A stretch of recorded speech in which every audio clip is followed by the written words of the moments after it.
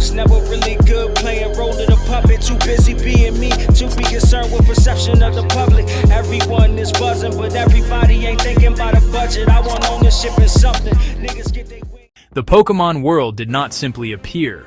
It was born from a singular, powerful entity. According to the oldest myths of Sinnoh, there was only a chaotic void. Out of that void, an egg appeared. The egg hatched, and Arceus was born, the original one.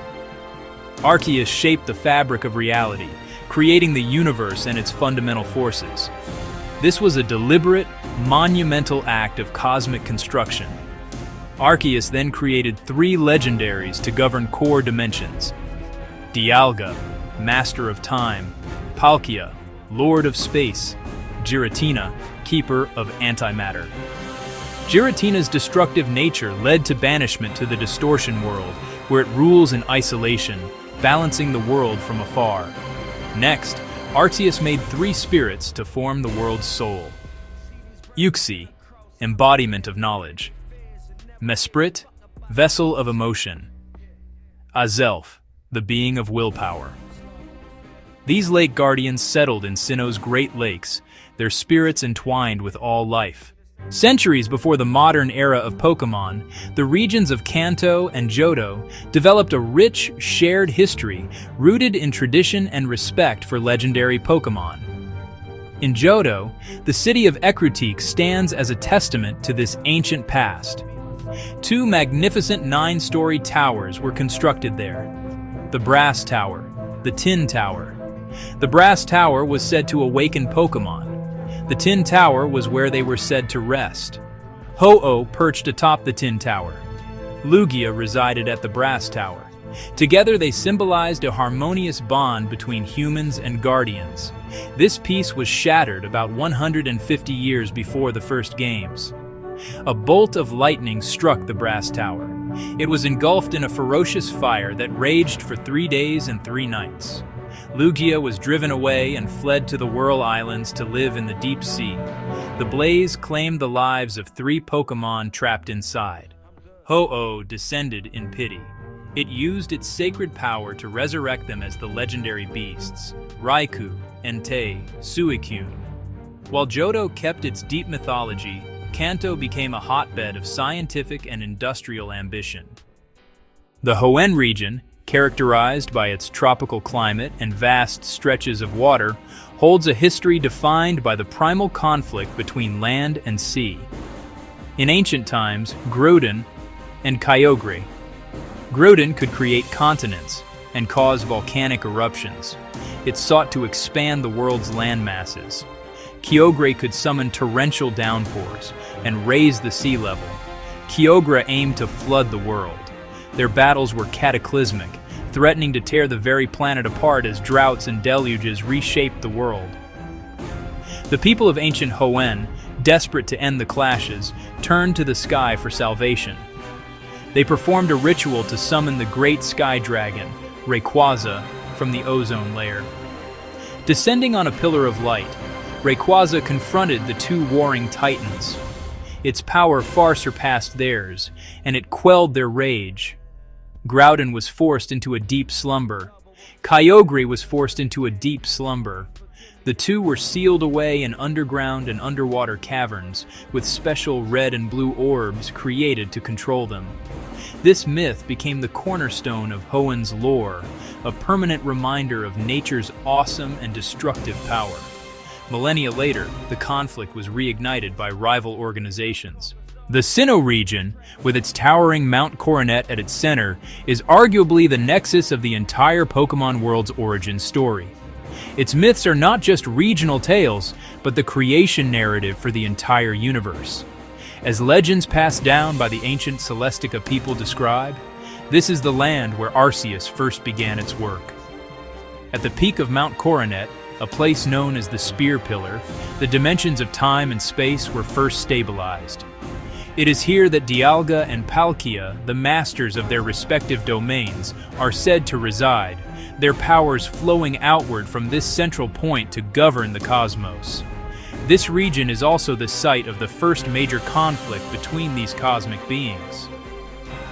A struggle between Dialga and Palkia at the Spear Pillar caused massive distortions across space and time, threatening to unravel reality itself.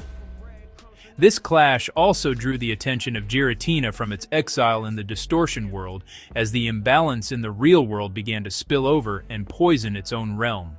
Far from the creation myths of Sinnoh, the history of the Unova region is defined by a much more human conflict, a war of ideals. Unova's founding story tells of twin heroes. With the help of a single powerful dragon Pokémon, they established the nation. The two brothers came to have differing beliefs. The older brother sought a world built on truth. The younger brother pursued a world founded on ideals. Their conflicting visions caused the original dragon to split, Reshiram Zekrom. The battle was devastating. It ravaged Unova. Neither side could win. Exhausted, the dragons turned to Stone Light Stone. Dark Stone. The brothers declared a truce. Neither truth nor ideals alone could make a whole world. This myth laid the groundwork for a recurring debate in Unova: the relationship between Pokémon and humans, symbiotic or exploitative. This ancient debate was resurrected in the modern era by N. The Alola region, an archipelago of 4 main islands, presents a culture deeply connected to the forces of nature and the cosmos. For centuries, the people of Alola have lived under the protection of the 4 guardian deities: the Tapu, Tapu Koko, Tapu, Lele Tapu, Bulu Tapu Fini. Each watches over one of the islands, acting as whimsical yet powerful stewards of the land. These guardians are not just revered, they are an active part of Alolan life, occasionally emerging to test islanders and choose leaders through sacred rituals. This tradition fostered a unique bond between humans' Pokémon and the very land they inhabit. This peaceful existence was disrupted by the appearance of ultra wormholes. These rifts in space-time began opening across Alola, allowing mysterious creatures known as ultra beasts to pour through from their own dimensions. These beings were unlike any known Pokémon, possessing strange powers and behaving in unpredictable ways. The arrival of Necrozma, a powerful, light-devouring being from one of these other dimensions, posed a catastrophic threat as it sought to steal Alola's light and plunge the region into eternal darkness, echoing an ancient crisis that had befallen the region long ago. In contrast, the Galar region's history is defined by a singular, cataclysmic event known as the Darkest Day.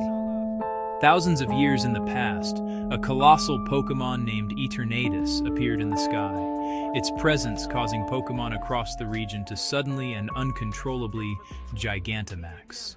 The overarching history of the Pokémon world is a complex and sprawling tapestry, woven from threads of cosmic creation, primal conflicts, philosophical debates, and human ambition.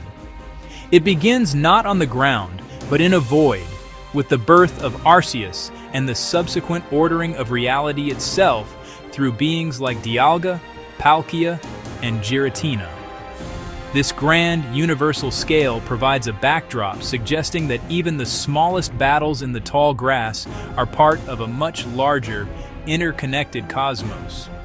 The world's physical form was then violently forged by the elemental wars, Groudon, Kyogre, and Rayquaza, setting the stage for life to begin. From these divine and elemental origins, the narrative gradually narrows to focus on the evolving relationship between humanity and Pokémon.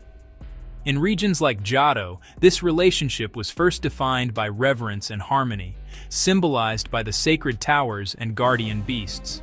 However, as human civilization advanced, so did its capacity for arrogance and destruction. All represent